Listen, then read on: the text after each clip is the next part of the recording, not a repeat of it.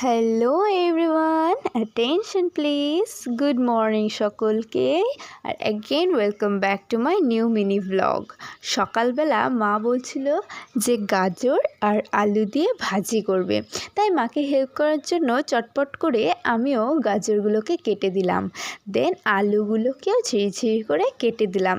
তারপর বাড়িতে ছিল একটা কুরকুরের প্যাকেট, সেটাকেই জানালার ধারে বসে বসে খাচ্ছিলাম।